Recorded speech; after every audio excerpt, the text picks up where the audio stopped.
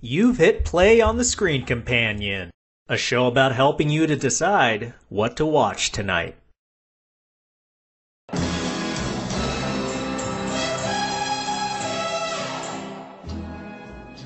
Last time, Andrew was with me to recommend Bond flicks for beginners. He's back, along with Jon, to get deeper into Britain's top fictional spy as we distill the Bond franchise, all 25 of them so far, into smaller mini-arcs. A true sequel to our beginner Bond episode, supposing you liked dipping your toe in but have no plans to watch them all, we'll steer you toward the best abridged versions of the series. As this is your first time talking about 007 on the show, Jon, tell us, who's your favorite Bond? Everyone is supposed to say Sean Connery from the get-go, right? If you're over 40. If you're over... I mean, my oldest brother is about 12 years older than me, and he prefers Roger Moore, because that was his first Bond. My first Bond, I like Pierce Brosnan. He was the first one I was able to go see. I loved GoldenEye. Every kid my age, I think our age in general, got to play that game on Nintendo 64, so that was a huge part of it. But, like, how do you not say Sean Connery? Pretty easily, because he gets kind of rapey. He does. And there's a whole racist one, too. Andrew, what do you think are some of the downsides to the series, and maybe why people don't readily accept it into their hearts? How goofy it can get, because it can get really silly at times. I'll say Bond fans tend to think of Roger Moore as the goofy Bond. I do think that if you were trying to introduce someone to the series, I would never start with a Roger Moore film. I think you could argue that Timothy Dalton and Daniel Craig are the only Bonds that don't get silly, but you can still throw it in there a little bit, because it's kind of the OG spy franchise. The cliches that we associate with the genre originate from Bond. Because they're the OG one, it's also, I think, the cliches stand out a little bit more. Would you say Moore is the most inconsistent Bond? I would say he's a very consistent Bond. He was just given very inconsistent movies. The tones of his movies shift a lot. I bought this Life magazine about No Time to Die, and they were just examining all the movies. Near the back of the magazine, it had a world map where it shows you exactly where Bond has been around the globe. Oh. It was a really interesting piece, because you're like, he's the only Bond who's been here, he's the only Bond who's been here. So many of them have been to here at this point, and yada yada. But they legitimately put a picture of the moon, and then Roger Moore's face on it, and just says space next to it. That's Roger Moore. I was wondering how they handled that. Yeah, no, that's what they did. They just put him around the moon and said space. It's just his face right there. I think he's the most comedic of the Bonds, and they played into it way too much with some of his films. And Jon, if you had to do 3 movies of his that would paint him as a clown, what would they be? Oh, jeez. One literally having him as a clown. Yes, Octopussy for sure. Moonraker. That false gravity runs in Moonraker. He's like swinging his arms weird. Straight out of 2001. Yeah. And probably as violent as it was turning, A View to a Kill is probably one of his goofier ones too. I like View to a Kill more than I like Octopussy. Octopussy is just a great title. For silly. The title I take the most umbrage with. The movie already sounds stupid. View to a Kill at least has that title that's more of a serious veneer. It somehow works. I asked these guys to come on and come up with little mini arcs following these 3 basic rules. I wanted them to limit it to 3 or 4 installments, have at least 2 different Bond actors, and only 2 movies on the list that are positioned in original release order, so that way we don't just do like Casino Royale through Skyfall. Try to switch it up a bit. Jon, let's start with you. Your list of personal favorites, what's the common thing among all these movies, why you put them on your list? They fit the Bond formula of how things should go. They have a banger of a song. The best way to get me to a Bond movie is to have a good song from the get-go. They all have something personal that I just really like about them. Personal to the way you saw them? Yeah. Bring us a little deeper into it and start with your first movie on your list. All right, number one on the list is Goldfinger. Because why not? It set the tone. It set the formula. It's everything that people look for in a Bond movie started in Goldfinger. Andrew, what sticks out to you when that title is mentioned? If I had to do it from an outsider's perspective, I do think that the title Goldfinger is synonymous with one of the best in the franchise, if not the best, considered to be the best in the franchise. From a personal standpoint, Goldfinger is synonymous with one of my personal favorites as well, and also I think it's the first Bond movie I've ever seen. It was my introduction to the franchise. John, what personal moments does this dredge up for you? It was always on TV for some reason when I was growing up. TBS are one of those channels obsessed with movie marathons, like they'd have 18 hours of Eastwood around like Thanksgiving or something for some reason, and then just show A Christmas Story for 24 straight hours on Christmas. But they would always have the Bond marathons. This was the one that was always on. It was like your babysitter? Yeah, it was basically my babysitter, yeah. And our parents, they love Sean Connery. He's their Bond. Especially my mom, because he's the handsomest man alive, according to her when she was younger. Would you say Goldfinger is the movie everybody in your family could sit together and watch? That's a whole psychology session there that I don't think they could sit together and watch any movie. Well, let's limit it to you and your siblings. Yes, we could definitely watch Goldfinger. If you're going to sell this to people totally brand new to the series, what are a couple of sexy details of Goldfinger that you think stand out among all the others? Well, sexy, you gotta go with Pussy Galore. Sorry. It's, I think, the most marketable. Here's the cool villain. Here's his awesome henchman in Odd Job. Here's the Bond girl in Pussy Galore. It's got the gadgets. It's got the car. It's got everything that anybody thinks of Bond.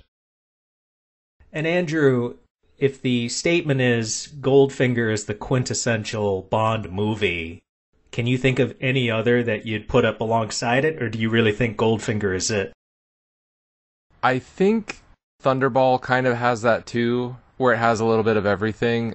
I just don't think it's as good. It's so slow, though. It is very slow. I think The Spy Who Loved Me is also really slow, but that's a quintessential one. Because that's arguably Moore's best film. And that brings up something interesting that'll lead into John's second pick. The decades and decades of history and fandom surrounding the character, and just how you have people in their 80s, people in their 30s that are into this. And where there is a division in the fandom, different tastes, different values. When I'm thinking what a classic Bond fan would be into, I'm thinking Goldfinger.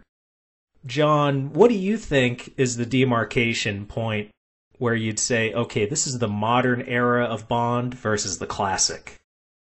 For the most part, it's just a new Bond. That's when you get a new era.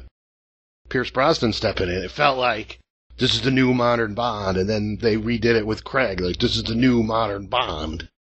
I think every time they recast is them saying it's a new era. And Andrew, would you divvy it up the same way, or can you point to a movie that you feel like speaks to a modern Bond? Casino really is the most drastic shift in tone I think we've had with a new Bond. Every Bond who took over the role, you could still see where the guy before him could have done the role no problem because the tone would fit. A lot of shared DNA. Yeah. With Casino Royale, this is Bond's first mission. He's brand new at this. That was the biggest switch. Leading into your second pick, John, what is it? It is, in fact, View to a Kill. Nice. Yeah. This is a newer personal favorite of mine, just because the ending takes place in San Francisco, and that's where I live. But I love... Every episode, John, it's like, oh, this character, he grew up in New York. I'm from New York. Oh, this movie takes place in SF. I'm in SF. I think I only mentioned that on the Enterprise episode. That's the only way I was able to get into Enterprise, was because the character Archer was from upstate New York and moved to San Francisco. But I've always loved Christopher Walken. Growing up, when I discovered Christopher Walken, I was like, oh, he's such a good bad guy in every movie. He was also going on Saturday Night Live and being hilarious, and all this alternative information was coming out about him being like a trained dancer, and he was in these old movies where he was a tap dancer, and it's just like, this guy is awesome. And then I found out, oh, he was in a Bond movie. It's like, gotta watch it. And Grace Jones, we gotta give props to Grace Jones. I don't think she's leading lady material, but she's that special sauce it's good to have. Yes. And are there any caveats that you would want to impart to somebody before they sit down to watch this totally fresh? Just the silliness we discussed earlier. Bond driving the back of a fire truck? I don't remember the reason for that car chase.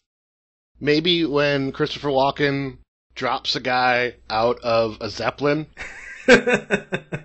Why is he flying a Zeppelin in the Bay Area? Yeah. In general, why is he flying a Zeppelin? Another silly is Christopher Walken's death scene, where he's basically giggling the whole time. Oh, that's part of what I love about that performance. You just don't know what he's thinking. He's just like, what's going through his head? He's giggling. The doctor who made him in a lab. That was a weird backstory for the character, too. It was just like, basically, it was a eugenics project. It's like an actor's dream. Yeah, really. It's just like, you're so perfect. You are genetically engineered. Andrew, give me your hot take. What is Max Zorin's psychology? Why do you think he's giggling? Other than being batshit crazy, I remember him laughing harder after the old guy was like, Max! Max! He kind of sounds weird. And so I don't know, maybe he thought the old guy just sounded silly. Maybe that's what he was laughing at. He just realized, like, oh, this guy is goofy. I looked up to him. It's like, oh, life's not going to get funnier than this, and he just lets go. John, what's your third pick? I went with Skyfall, just because I love it, despite the Home Alone scene. This one, definitely, above all the rest, starts with the song. I love Adele. I definitely sat down one year and decided I was going to start making weird New Year's resolutions, and one of them was to become an Adele fan. Because of Skyfall. It worked out really well. I love Adele now. And I happen to think this song is amazing. And what's your personal connection to it? This was like the one I was able to get a bunch of people to go see with me in theaters, and they all universally agreed that they loved it.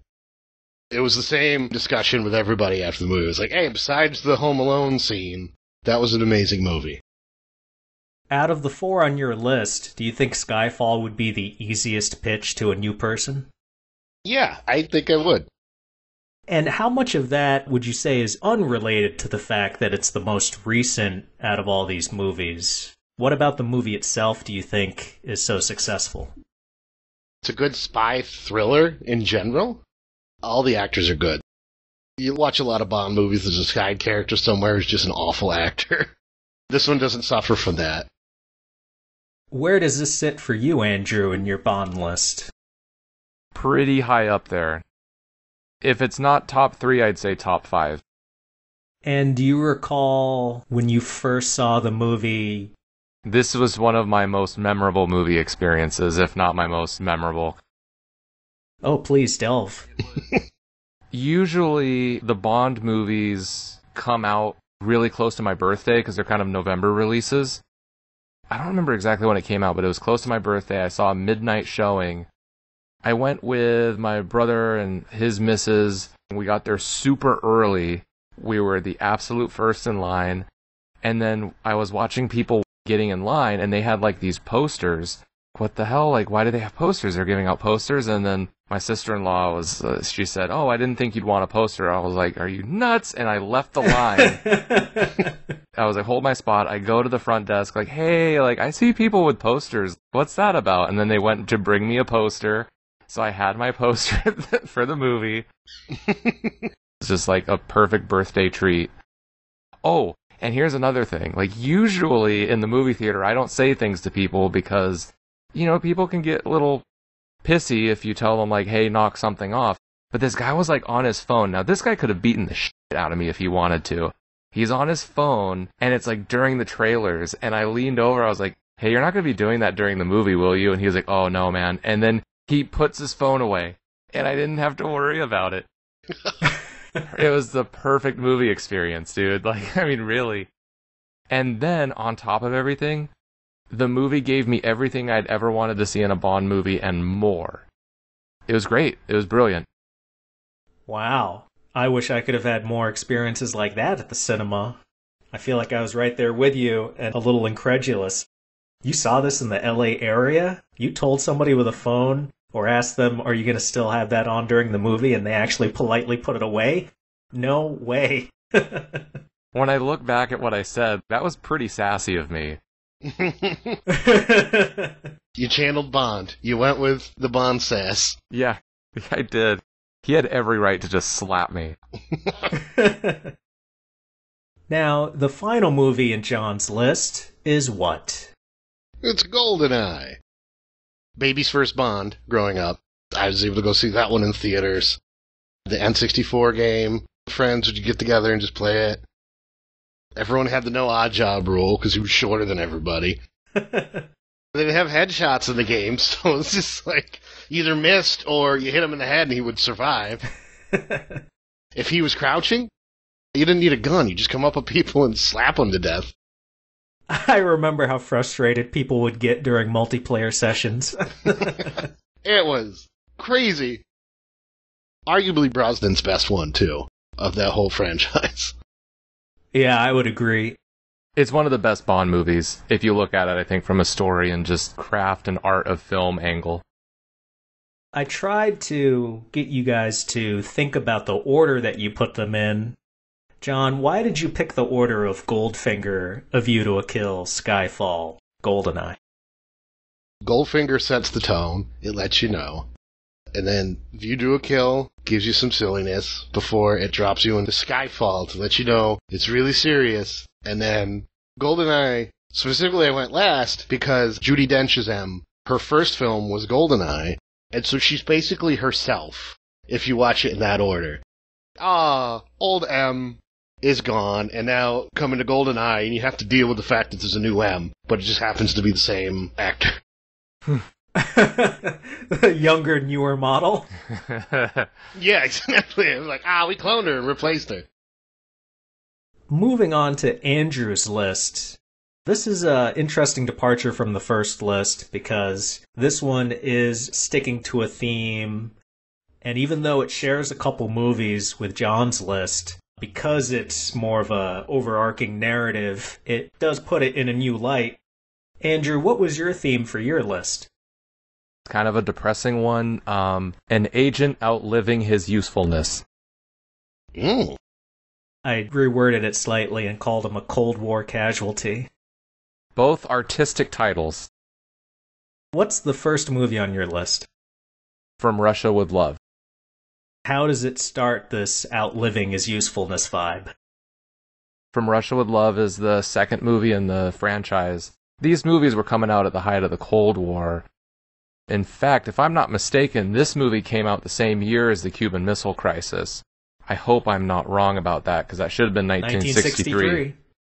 This is height of the Cold War, and although it's not specifically the Soviet Union who's the villain, it's Spectre, the primary individual villain of the movie is a Soviet military colonel with Red Grant, played by a future man to be eaten by a shark, Robert Shaw.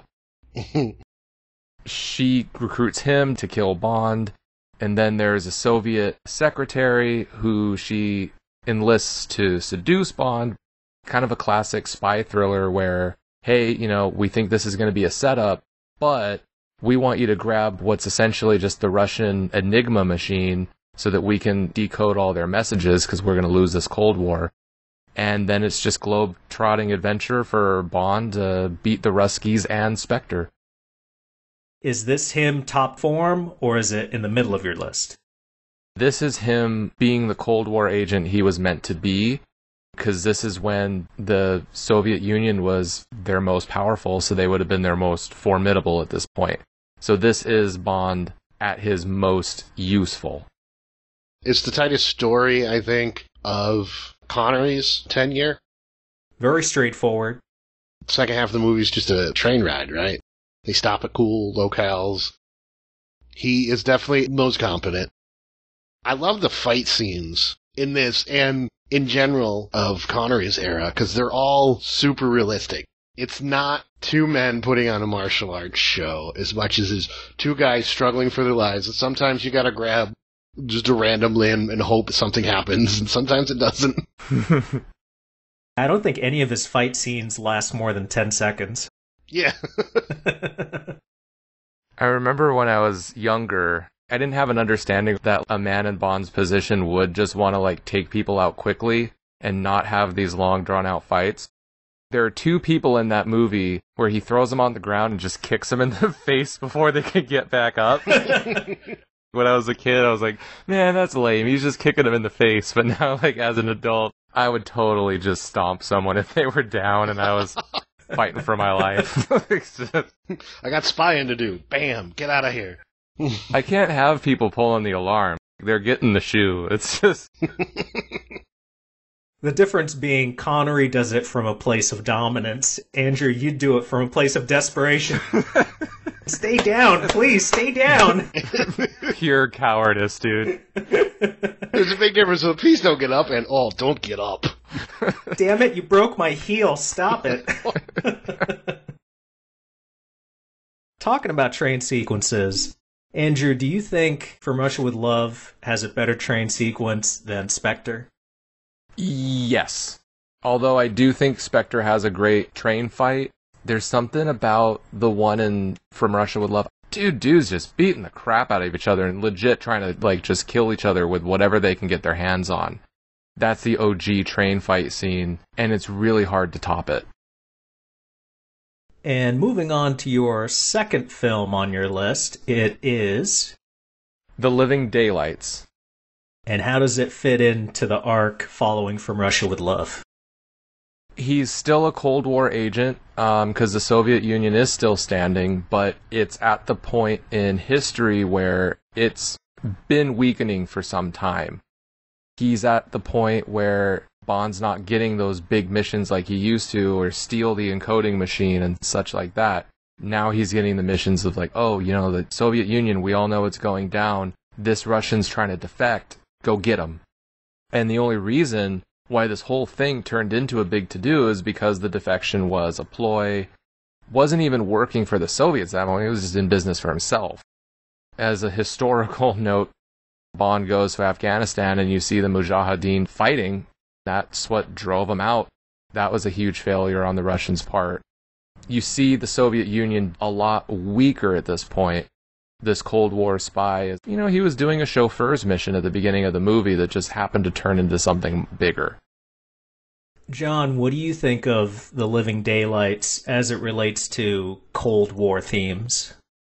It went for a more realistic approach with who Bond is as a person. Timothy Dalton, he lacked the humor that people wanted from a Bond. Yeah, he was kind of a spy. Now he's just killing a bunch of drug runners, and they only see him as a killer. He has outlived his usefulness as a spy. Isn't there one point where he's threatening to shoot a woman who's half naked? Yes. Yeah. And he has no problem with it at all. I'm on a mission, I'm doing interrogation here, I'm pointing a gun at a half-naked lady, I don't care. The sooner he finishes his job, he could go to the bar. With both of Dalton's movies having to do with drugs, in The Living Daylights, speaking to your point about showing the Soviet Union in its downturn, it is centered around a general who is using his position for drug smuggling, and it just shows the dysfunction within their own ranks, and it's really no longer anything to do with the politics anymore. It's Bond against the Russians in the sense that one of the main villains is a Russian, who is a Soviet military leader, but what does he really do at this point except look out for himself? Because the writing was on the wall at that point in history. And there's a gray area in that movie, too, where it's the two sides coming together to take out this Weasley general. And I don't recall that sort of ambiguity. Well, I guess on Her Majesty's Secret Service, teaming up with, what's his name, Draco? That guy was in the criminal underworld. Can you think of other examples? There was the Spy Who Loved Me where he teamed up with the KGB agent. They were kind of after the same noble goal, I would say. And in your agent outliving his usefulness, where does your next pick fall into his life at that point?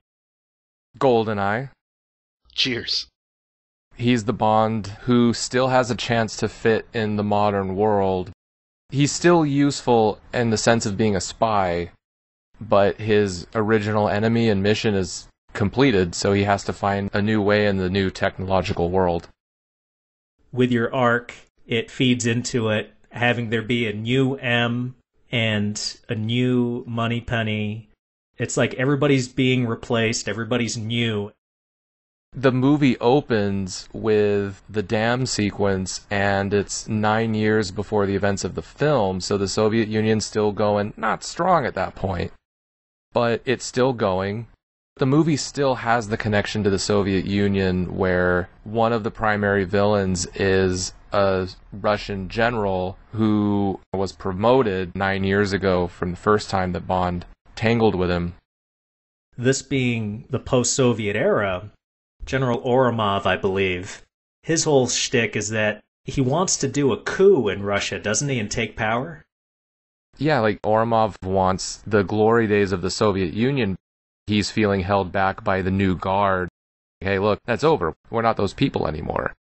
Definitely with the EMP blasts and kind of resetting the world's technology would bring Oramov closer to his goal of the coup and going back to the way things were. So this being the first film to come out after the fall of the Berlin Wall, John, I'm curious what you think about the supporting cast for Bond. And in GoldenEye, like we mentioned, a new M, a new Moneypenny. They did stick with keeping Desmond Llewellyn as Q. Do you think it would have been better if those side characters had been swapped out with every new Bond, or do you like that some of these actors stuck around? I like the continuity. It helps in this one, especially because the theme of this movie is that, well, USSR is gone. He even works with Hagrid, who is a Russian mob boss. They have the discussion about how everything's changed. I hear M is woman now. Q's just doing his job. He never cared about any of that. He's the old guard who's moved on. Yeah, we've moved on. We're good. And so the final movie on your list, Andrew. It is Skyfall. And by this point in the arc, where is Bond at? He's old. I mean, that's one of the central themes of the movie. And it's funny the way they did it, because the movie itself is kind of a return to the older formula and the classics. I don't want to say they poke fun at it by making Bond a dinosaur in this movie, but they definitely make it a plot point that, hey, you're old, you're out of your time, you're not in your element anymore, Cold War's over, what are you doing? Beginning of the movie, a mission goes horribly wrong, and then he comes back. He's in no physical shape to be out in the field again. By this point, there's a new Moneypenny. There's a new Q, who's a kid, essentially, compared to Bond. And he gives him sass about being old. And the villain is a former MI6 agent, but one who has kept up with the times in a sense and uses technology to his advantage in a way that Bond cannot do it. As Q puts in their meeting, every once in a while someone needs to pull a trigger, or however he put it. Right, yeah, in that museum scene. It's essentially acknowledged at that point that we're keeping you around because I can't shoot someone, but you can. He's retired at the beginning of the movie. He's happy to have been dead. Young, eager people don't just do that. A young, eager Bond would have came back, been like, I'm not dead. I haven't been drinking Heinekens in the Caribbean. I'm not dead yet. I feel like singing. Long in the tooth Bond, he convinced himself he was happy in the Caribbean, drinking his not vodka martinis. Plus, that whole scene of him trying to pass the physical was such a beautiful scene of he can't hit the target anymore. He can't do any of the physical stuff. But then he walks up on the target and hits it multiple times to prove he's like, I still got the medal for it. Yeah, when he's like 20 feet away. Big deal. That's where Ray finds us. It's like, all right, this guy can still pull the trigger. I'll just send him on suicide missions, whatever. Well, and it adds another layer in Judi Dench's last movie. Her M believes in Bond in a way that I don't think she would have in Casino Royale or maybe even Quantum of Solace, where she's willing to doctor the results of his physical just to get him back out there because she believes in him so much.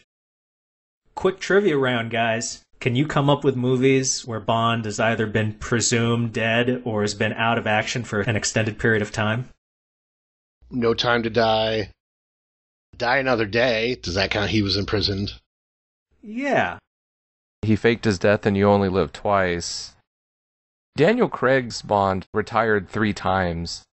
At the end of Casino, he tendered his resignation, but that was short-lived.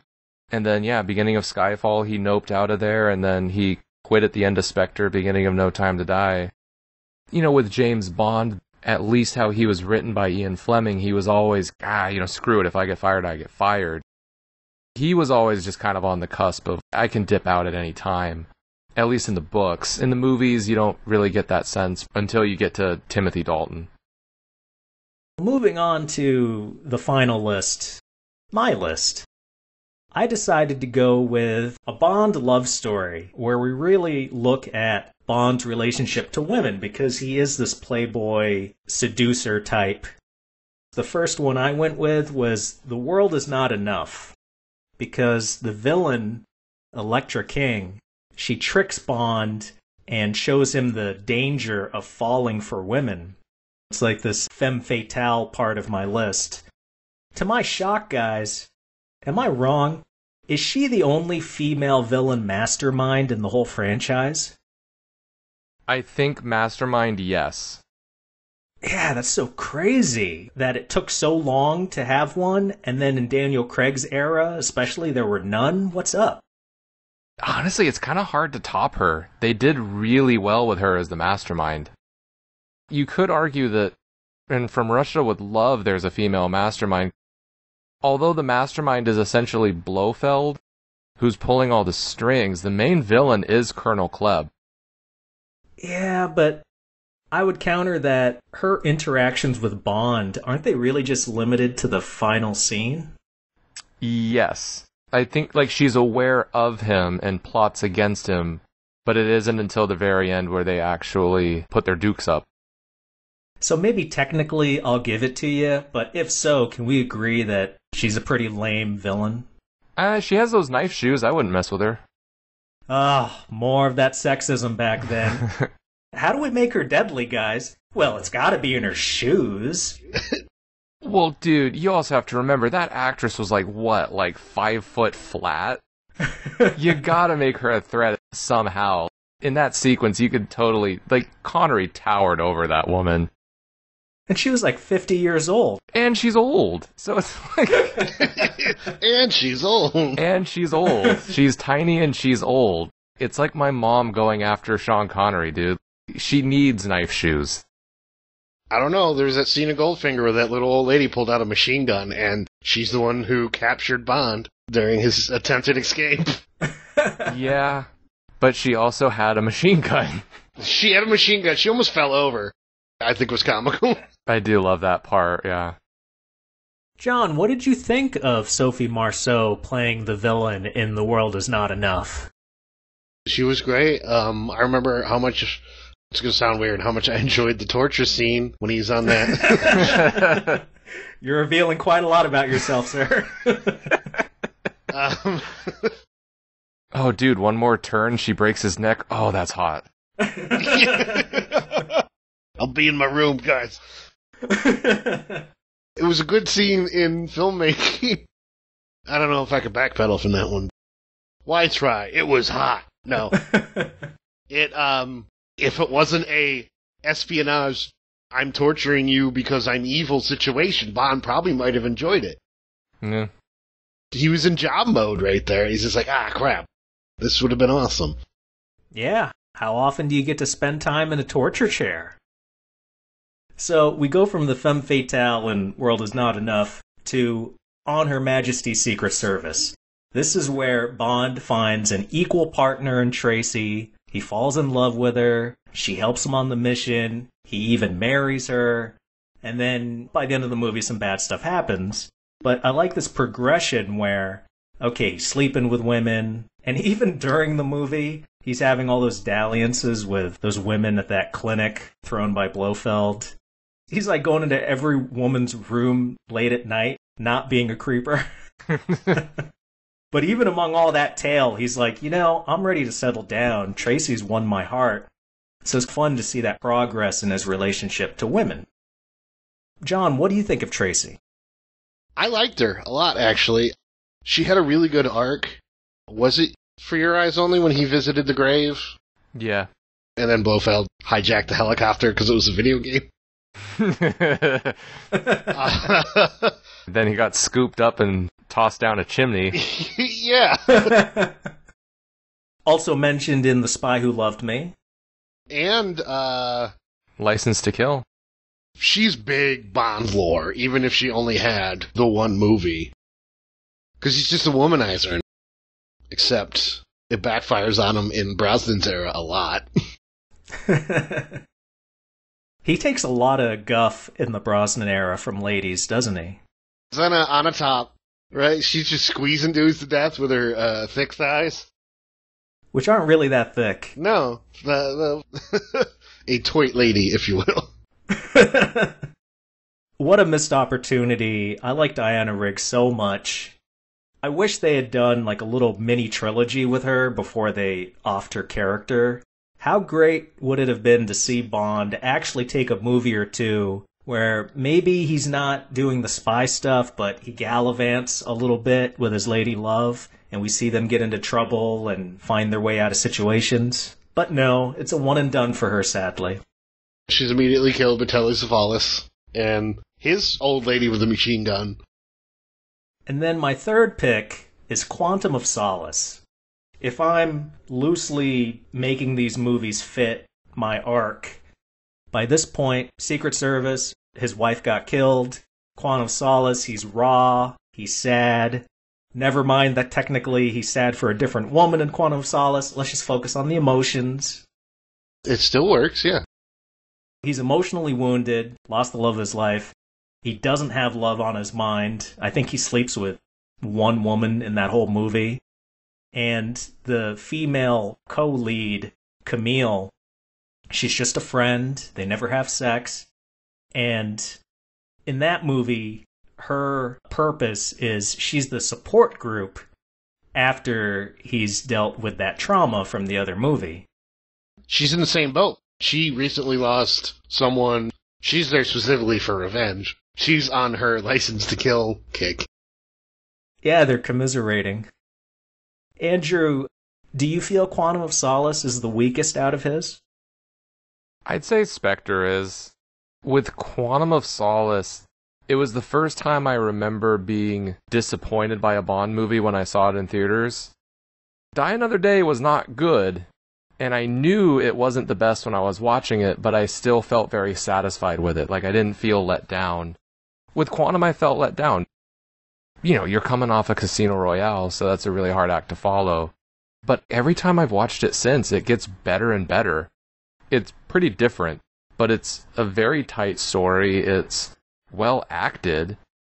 I wish it was edited better. It can jump around just way too much. The action's great, and it was a really refreshing twist that he didn't bone the girl at the end of the movie because it fit with their characters and the relationship and didn't just force that to happen. This is, I'd say, of the 5, I need to watch No Time to Die again to say for sure, but I would put this at number 3. Every time I watch it, Quantum of Solace is so refreshing to me out of Craig's oeuvre. The fact that it's the shortest of his movies, just over 100 minutes long, very tight. A very tight Octopussy. I was rewatching Skyfall last night, and his movies, they're all so super long. When they're regularly 2.5 hours long, and I can get a Daniel Craig Bond that's under 2 hours, it's automatically my favorite of his. His movies are long, I will say, but I didn't feel the length with Casino or Skyfall. I felt it with the other ones for sure. I would postulate it as the Take a Minute to Breathe. Some of the best complaints of Quantum I've heard is that it doesn't take time to breathe. Like, you have no time to digest what just happened because you're on to the next thing. When I was making this list, guys, I was really thinking about a new person watching the series. These aren't necessarily my favorite Bond movies, but this particular assortment does get across a nice Bond and ladies story. So I went with Spectre for my last movie. Mostly because the first one on my list, Femme Fatale, then his equal partner, then he has a support group, and now this is him dealing with monogamy, maturity. Bond falls in love with Madeline Swan. He falls in love with the same woman again. He gets his second chance. And this time, by the end of the film, he walks away with the girl, and if you forget No Time to Die, they live happily ever after at the end. John, when you were watching Spectre, what did you think of the pumped-up female character? In the grand scheme of things, she was the least of my worries about that movie. I don't like that everything has to be so interconnected. Sometimes chaos can happen. I don't think she needed to be Mr. White's daughter. I think that's my biggest problem with Spectre. The whole, I was the architect of all your pain. Come on, no. Yeah. One of the best actors of the generation, and you give him, like, just the most bland stuff. I feel like it takes away from Silva in Skyfall to say, oh no, he was actually working for this other guy. Exactly. Bond's allowed to have a life outside the villain. He's allowed to have a life outside of his brother? Evil brother Blofeld? Like, come on. Foster brother Blofeld. And I don't even remember the biggest reason why he hated James so much other than just like, you were always better than me. Yeah, right? He starts his evil organization out of pettiness. Yeah, why does he still have a self-esteem issue considering he's created possibly the greatest criminal enterprise ever? As British criminals go, like, you won. Now, Andrew, for Craig's tenure, how important do you think it was to resolve the feelings that got started in Casino Royale with Ava Green's character? Do you think it was important to have a real female influence, a love interest come back into his life? Not really. With Quantum of Solace, it didn't wrap it up in a neat bow, right? Like, it wasn't, okay, he's untraumatized, this is great. But it did wrap up the story. It gave him the closure that he needed and was looking for. Although it is nice that he was able to fall in love again, I didn't feel like it was necessary to do that. One of my biggest gripes with Spectre is I didn't feel like they had a lot of chemistry. It was even more apparent to me in No Time to Die. With Craig and Ava Green and Casino, the chemistry was undeniably there from the moment they're introduced. And then with On Her Majesty's Secret Service, even Lazenby was able to find chemistry with, I mean, who wouldn't have chemistry with Diana Rigg, really? I didn't think it was necessary to have them fall in love again, although it was nice for the story. It never felt supernatural. That takes it down a bit. Supernatural, 2 words. 2 words, yes, sorry. I did put them together. It did not feel very natural to me, what I should have said. The vampire subplot seemed weird. Looking at Craig's 5 movies, compared to Tracy, his biggest loves were both very damsel in distress types, which don't really make sense to me with Craig's Bond. I think he was getting swept up in the job. His first assignment, the woman who's there, she is trying to make him fall in love because she's looking for the double cross. So I think the issue was he needed to move on. And then, again, once he's moved on, he's swept up in the next assignment. It's the first girl he sees, who's probably in the same, like, I'm trying to make him do this so I can double-cross him, but she doesn't ultimately double-cross him. He's the victim here, man. I think he's just looking for a way out. Like we talked about earlier, he doesn't want to be a spy. Yeah, he went through all that trouble to kill the 2 dudes, like he beat a man to death in the toilet, and then had that fun little quip session in the office. And then his first assignment was like, this is horrible. I got bashed in the balls a lot, and shot, and poisoned.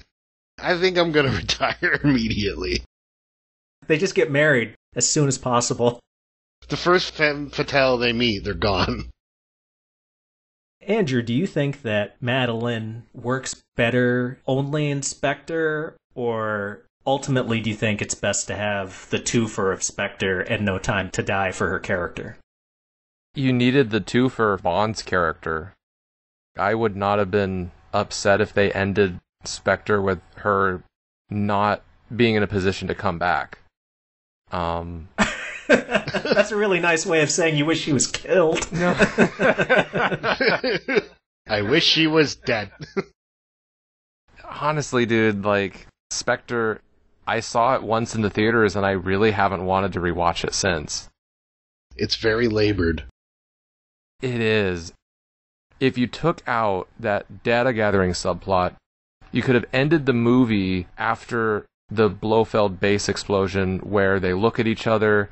It could cut to credits. It was the coolest thing that they had on the screen in that movie was that explosion. And the movie had me up to that point. But then it keeps going, and I'm like, why is it still going? Oh, they have that thing they have to wrap up. It tacked on an extra, 30 minutes to the movie that just didn't need to be there. Well, I think we've gotten the point across that none of us are fans of Spectre, the film.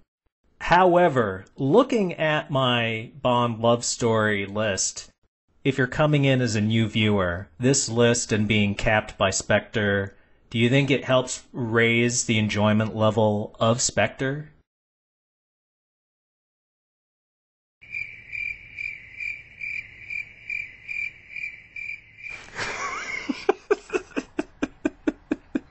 I'm going to say yes, simply because any thought experiment raises the enjoyment of it. It needs all the help it can get. It's not bad. I just think that at a point the movie went from a solid 9.5 to a 6 real quick. Yeah. I'm sorry, I'm just thinking back to what Andrew was saying. As far as how much he doesn't like Madeline, it made me think of him as a Roman emperor at a Colosseum when they're having the gladiatorial games. It's time for him to yay or nay, and she shows up. Sir, what do you think we should do with her? I would prefer she does not come back. Lions! I also don't think it helped that, at this point, Craig's looking old and she's clearly much younger than him. Yeah, half his age. The writing was probably poor for the character, too, because they were going for hot but broken, Yeah. That's such a weird trope, I think, for a lot of writers who just don't understand women. I'm not saying I understand women, but I am the only one currently married in this episode. That's true. You should bring your wife on to see if she agrees with you and, be like, milady, did they write her poorly? I say yay. I say yay. Let's break for a sec so I can mention a few things about the podcast. We're on Podbean, Google Podcasts, Spotify, Amazon Music, YouTube, and more. Please like, comment, and subscribe. Reach us directly via the Screen Companion at gmail.com. Let us know which of our recommendations worked for you and what topics you'd like us to do next. Also, if you want to support TSC with a few bucks, head on over to Amazon and get the host's sci-fi novel, Traversal: The Weight of Worlds. After hearing me complain so much, perhaps you're curious how I'd tell a story. Available in both digital and print formats. And thank you for listening. Moving on, our next segment, Bond Bingo. I would be really surprised if this had never been done before, but because I've done no research into it, I'm just going to claim I started it. So this is where we pivot a bit. The first part of the show was getting new fans into it. Well, here's a segment for us dinosaurs that have enjoyed this stuff for far too long. How can we watch this and have new things to say or new ways to enjoy it? Bond Bingo. It's exactly like it sounds. I made bingo cards with squares that mentioned certain tropes that happen a lot, plot details that come up all the time. We each picked a film, and we wanted to see who could get a bingo first. The center square was Bond, James Bond, because I think that might be the only thing in every single movie. Any of you guys not get a bingo? I got a bingo. I got 3. Well, I hope you recorded when you got your first one. I got the first one, and I recorded the last one. We could talk about the first and the last, depending on the semantics we want to go into. Because I'm very sure that I came in last place, let's start with my 2 movies. Yes, 2 movies, because the first one failed for me. Because I'm not a huge Roger Moore guy, I figured let me have a reason to revisit him. So I chose The Spy Who Loved Me, and I never got more than 3 hits in a row. Here are the 2 that just shocked the hell out of me. Bond's mission helper gets killed. That did not happen in this film. Never have I wanted a mission helper to die as badly as Manuela in Brazil. She gets attacked by Jaws, and he's slowly trying to bite her neck in an alley, and Bond is taking his time getting to her to help her out. And the whole time I'm thinking, please just get her, Jaws, get her. I need this. And it just didn't happen, and it deflated me. And then the second one that really shocked me, get this. The 007 theme never plays during an action scene in this movie. It's nuts. Oh. It teased the hell out of me. There's a moment leading up to the action scene where the theme plays, and then literally, once the action starts, the theme cut. And I had pencil in hand just ready to check it off. I was like, damn it! Roger Moore, man, as much as I don't like him, that's not to say he didn't have some great qualities. He could deliver lines, comedic lines, in such a beautifully deadpan style that not only was I laughing at the performance, but loving him at the same time. He's perfect delivering those one-liners. Connery was definitely more of a killer, but still charming. Roger Moore, I think, was more charming than a murderer. I think the only one who comes close to Roger Moore's comedy chops would be Brosnan. But sometimes with him, it comes off a little too silly. Whereas Roger Moore, his movies are so silly around him, he's not even really being silly. It's just kind of like, oh, he is being deadpan, but in a very ludicrous situation. It works. And his interplay with Barbara Bach was awesome. A little slow in parts, but I really loved going to Egypt and seeing the pyramids. Like with a lot of Bond movies, it's a great movie until you realize what the villain wants, and then it takes the piss out of it for me. He wants to live underwater, right? He's the under the sea guy? If that villain just wanted to steal some money, then this movie would have shot up in the ranking for me. Nope, he wants to live under the sea. Everything's better down where it's wetter. What I don't understand is, like, he honestly could just do that already. Yeah, right? Like, let humanity kill itself. Yeah, like, he could have just noped out of humanity and had his peaceful life, but he was like, nope, I hate all of you enough. Plus, looking at the logistics of his evil plot, so, okay, he releases the nukes, starts a world war, conceivably everything gets devastated. I don't think he actually built his underwater city yet. Doesn't that make things a lot harder when trade routes are disrupted and nobody's manufacturing anything anymore? Yeah, if he's got nowhere to go pre-nuclear war, he's kind of screwed. Plus, it's gonna kill the ocean. I don't think he understands that. Yeah. Yeah. It's gonna kill all the algae, which basically feeds everything. But from a film criticism level, microscopes are Roger Moore's biggest enemy. You don't want to look too closely at any of it. My second movie, because I was so frustrated at not getting a bingo, I went for another Roger Moore, and I went with Moonraker. Oh, you put yourself through it. Jaws double bill? Yeah, it was. And this time, fellas, I did get a bingo, and I achieved it with 3 minutes to spare. Oh, wow. Oh, dude. I got it at the 2 hour and 3 minute mark. And the thing that put me over the top was when they made a reference to the Queen at the very end. When I was so sad thinking, Jesus, do I need to watch another one of these? I can't not have a bingo. And in this one, he doesn't have a mission helper that gets killed. That would have helped me out a lot sooner. Also, Bond never flirts with Moneypenny. And it's like, once Lois Maxwell reached a certain age, they're like, we can't have him flirting with her. Weren't they the same age, though? Yeah. Yes, that's the joke. Touche. I'm sorry, that went over my head. This was my second watch in both cases. Whereas Spy Who Loves Me, I can enjoy at least watching it, if not think it's a very good Bond movie. Moonraker, it's really low on my list. And everybody listening, Bond Bingo will make you have a better time watching it, but outside of that, I don't return to it too much. John, do you? I do, actually.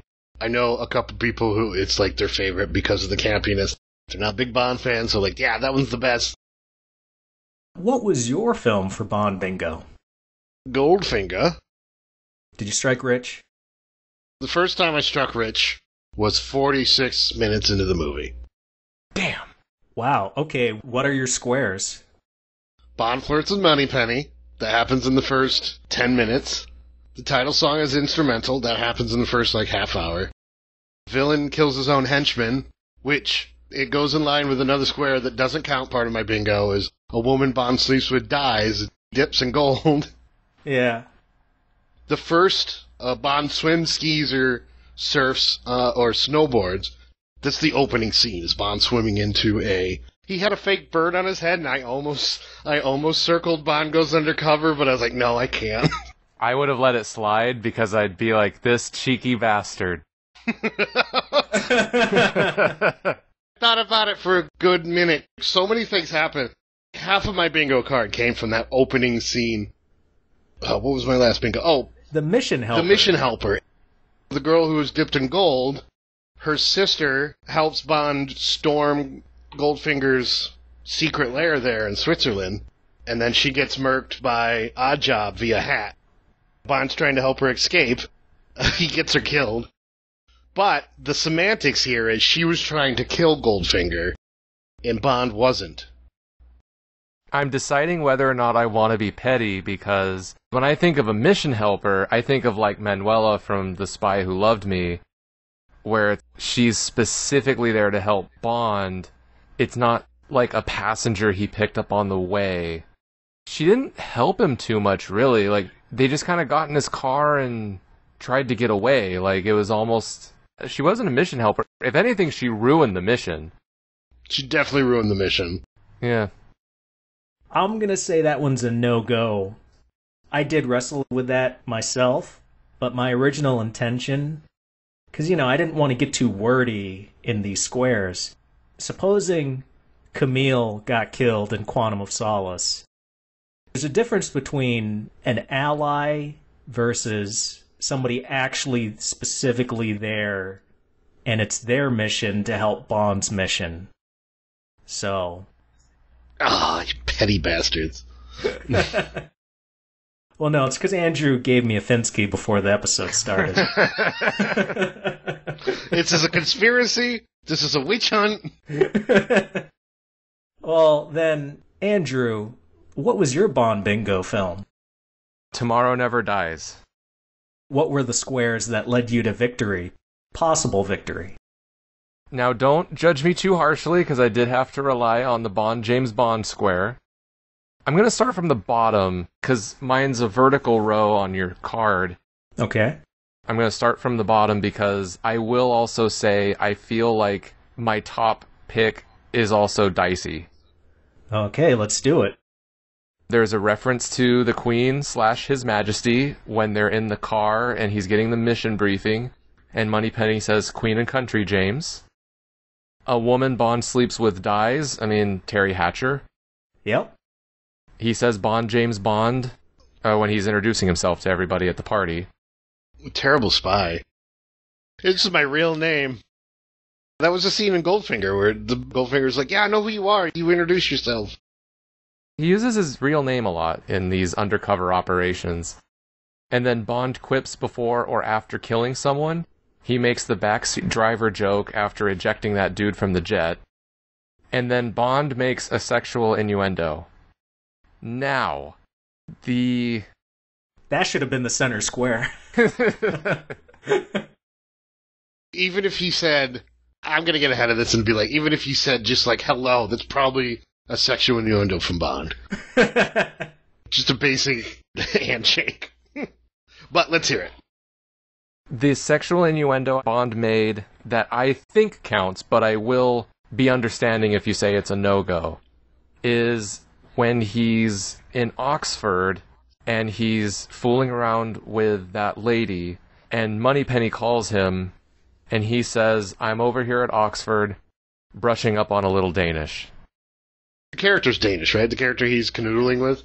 That's absolutely innuendo. Okay, alright. But I'm going to say it's not out of spite.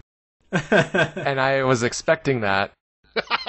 I'm glad that Frank's here to be the impartial person, but the sexual innuendo, it works, because yes, he is brushing up on a little Danish, you know what I'm saying? It just depends on how intense you want the innuendo to be. Because like in The World Is Not Enough, he sees the quote-unquote secretary looking real good, and he says, "I'm sure her figures are rounded." That's in your face. This brushing up on a little Danish, I'm afraid it's too subtle. But I don't think it is, but I leave it up to Frank.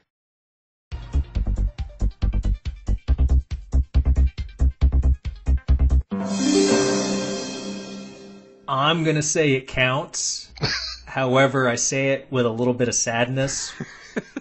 Out of all the great sexual innuendo, the remarks he makes, that's got to be like the weakest one I can think of. What was the time it took you to get that bingo? 55 minutes. There you go, guys. 55 minutes is currently the record. Did it surprise you any squares that you really thought you would have checked off but didn't happen once? A trapment for Bond kills someone else. That one surprises me. Title song as an instrumental doesn't happen as far as I remember. There are a few things that you would think are Bond staples that don't happen in a movie that I would consider to be chock full of Bond staples. John, as far as your enjoyment of these movies, considering the numerous times before that you've seen them, did Bond Bingo add any flavor for you? It did, actually. Especially with Goldfinger, because you got this one square Bond uses the gadget to escape. There are multiple scenes in that movie where he uses gadgets to get out of a bind, but he's immediately recaptured. That was super frustrating. That scene where he's got the henchman in the passenger seat, right? The guy's like, "You drive." And it's like, well, that seems like a terrible idea. So he uses the ejector seat. It's like, ha-ha! He escapes, but then old lady with machine guns, so he's not escaped yet. And then, the one scene where he does escape, he escapes his jail cell to go spy on the exposition scene for Operation Grand Slam. He doesn't use a gadget, he just hides in the ceiling. That he kicks that guy in the face. Yeah, he kicks the guy in the face, and it was just so frustrating. It was just like, give me that square, come on! There's a lot of, over-examinations because of Bond Bingo. You bring up a good point. Bond does seem kind of inept a few times in this movie, as great as it is. That car, at the end of the day, he was undone by a mirror. He crashed into a wall because he saw himself coming at him. Like a raccoon. Well, congratulations to you, Andrew, on winning this inaugural edition of Bond Bingo. Perhaps someday we'll play another round, but for now, you are the man. Boo, I say. I'm glad to have won on a technicality that knocked John out of the running.